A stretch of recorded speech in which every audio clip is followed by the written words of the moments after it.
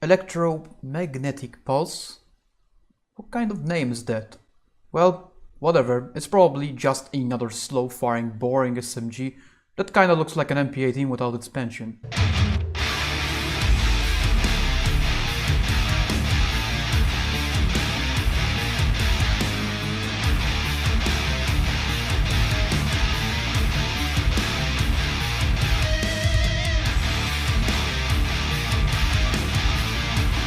Okay, never mind.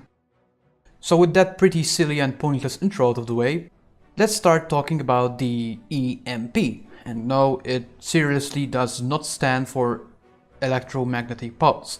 In fact, it actually stands for Irma Machine Gun Pistol. The Irma machine pistol, or rather the EMP-35, was a submachine gun clearly inspired by the MP-18. The most distinctive feature of the Irma is its rather awkward long length, as well as its pretty comfortable wooden foregrip, making it somewhat look like a retro-futuristic weapon if you ask me, much like the Fedorov Aftermath. The EMP was not issued in great numbers, however it saw significant use during the Spanish Civil War. Indeed, many defeated Spanish Republicans actually fled to France, where their weapons, or rather the EMP-35s, were confiscated. These confiscated weapons ended up being adopted by the French military, albeit in small quantities. As such, the EMP is an early war World War II weapon, which saw its use significantly decline by the war's end.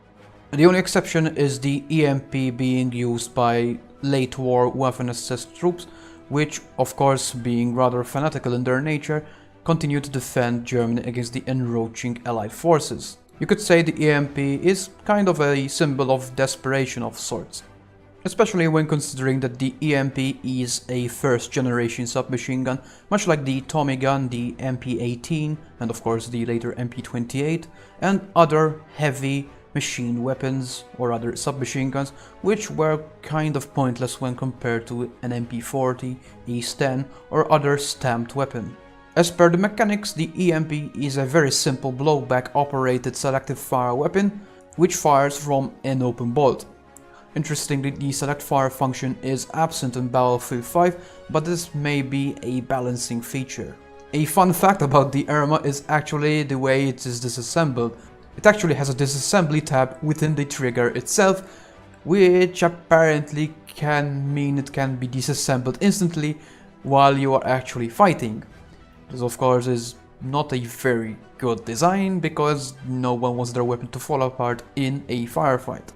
The weapon itself weighed in around 4 kilograms, which is pretty heavy for a submachine gun, but typical for first generations SMGs such as the MP-18 and the EMP-35 of course. Its cyclic rate of fire in real life varies between 450 and 550 and is somewhat dependent on the variety of calibers it was produced.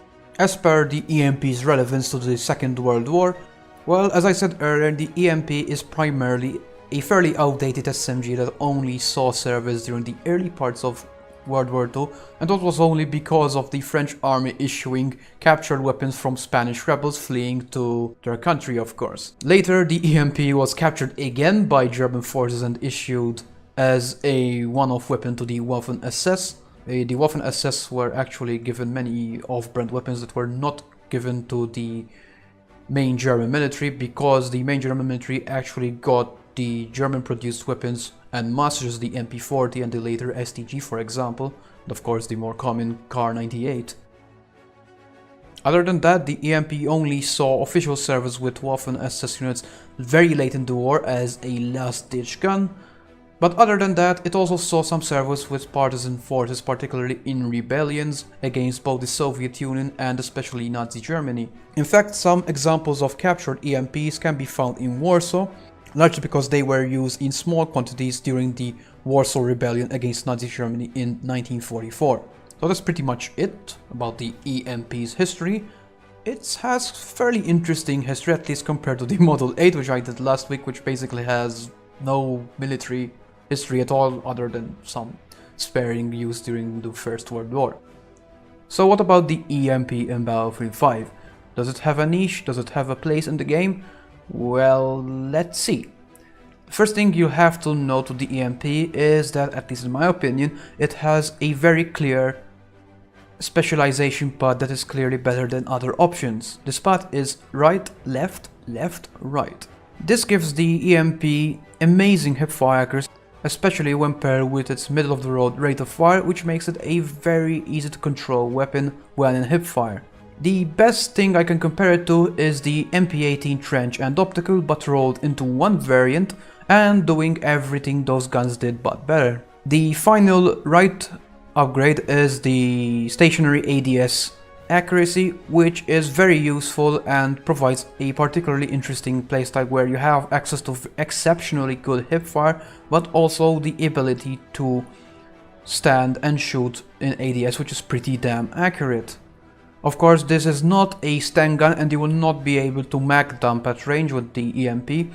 I recommend going for around 3 to 5 round bursts depending on the range, and if there's a stationary target prone, it is very possible to just go for the head and single shot away.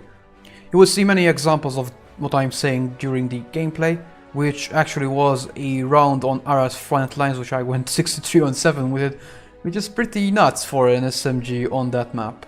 Especially considering that there are SMGs which simply outdamage it, like the MP28 and Thompson up close, and only the MP28 has the double hipfire upgrade, whereas the other SMGs do not have access to it other than the slower firing MP40.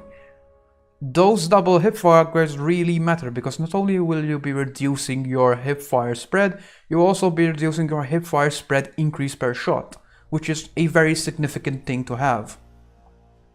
In fact, the hipfire is so accurate that you can actually take aim at enemies' heads during the hipfire mode, much like you could do with the MP18 Trench in Battlefield 1. What's even better is that if you won't want to fuss around with the ADS, because ADS can actually be annoying due to the sights, at least I find them to be, you can also crouch and go for the head that way. But this is of course personal preference, because some people prefer ADS, some prefer hipfire. I generally prefer hipfire for a more consistent, or rather the word, it's not actually more consistent, it's quite the opposite, but the fact that I don't have the gun model blocking my view, well, I really like that. You may notice that I'm not using the Nider sight. I thought that the 1.5 times optic is quite good on this, and there are iron sights which actually are less obstructive than the base ADS ones. Just go through the customization options and you will find them. I believe one of them is the Sandstorm one. When speaking about hipfiring this weapon, we must keep something in mind. In Battlefield 5, and actually also in Battlefield 1, when you jump around, your hipfire spread becomes much worse than your ADS spread, relatively speaking. However, unlike in Battlefield 1, Battlefield 5 allows the player to fire while they are jumping. The last Battlefield game to do this was Battlefield 3, unless Hardline did it, which I am not sure, but it probably did not. So when you want to jump around corners, I would highly advise aim down sight, much like you did with the Zuzu jump in Battlefield 4, though you're not actually doing a Zuzu jump, you're just jumping around corners with the ADS enabled. Let's take a look at a short clip of us employing all these tactics. So this guy we took out no problem with the EMP's exceptional hipfire, even though he was low hit points. However, this guy actually could have done a fatal mistake there. I jumped around the corner with the hipfire enabled. Why is this a lethal mistake? Well, I only killed him because I got lucky with a headshot and he didn't seem to be a very amazing player. Or rather, I could have just caught him out by surprise. However, there is one perhaps less intuitive exception to this rule, and that is when you are falling but you have not initiated a jump, by which I mean you did not press space or the relative jump button on the controller to initiate the hipfire spread. And this clip actually shows this. It is not a common occurrence, but it is actually quite useful. If you do this, you will get the fall damage animation, which will leave you vulnerable. We will conclude these demonstrations by showing a few clips where hipfire is extremely useful with the EMP. These are some general purpose hipfire at close range. Now many SMGs can do this, but the EMP offers this at a very steady fire rate without being too excessive, meaning that it is very controllable. In fact, that one right there, I would have missed that if I were using an MP28 for example. And the only reason that ended is because of that fire grenade. In other situations, I would have been able to use Medic's extremely powerful self-heal and just get back into the fight. These are some other quite good close to medium range hipfire kills with the EMP. The biggest thing I would like you to notice is that I am actually beginning to fire before they even start to fire, which is most likely due to the ADS animation. There's a very common occurrence with this weapon because having good hipfire means that you will react much quicker to enemies. Will I recommend the EMP? And is it actually useful? Yes. You will probably notice that from the intro and the demonstration clips, the EMP is an exemplary SMG. It does well in most situations to the point that I would recommend using it on most maps, though if you're playing something like Hamada, you may want to use something a bit more specialized as the MP34 or slow fire rate ZK3A3. That being said, the EMP has no problem performing well in any situation really. Well, I say any situation, remember medic guns have fairly limited ranges unless you're using the MP34 and ZK, which even then should be used proactively and not reactively at long range scenarios. The EMP will never betray you in most situations. Just make sure to take the full left tree for the hipfire specialization. The first one is personal preference and the last one is the improved ADS accuracy, because that is very useful when trying to go for long range shots at a distance. Although, as always, try and go for headshots, especially on prone people, and try and avoid situations when the enemy is directly looking at you, especially if they have a superior ranged weapon.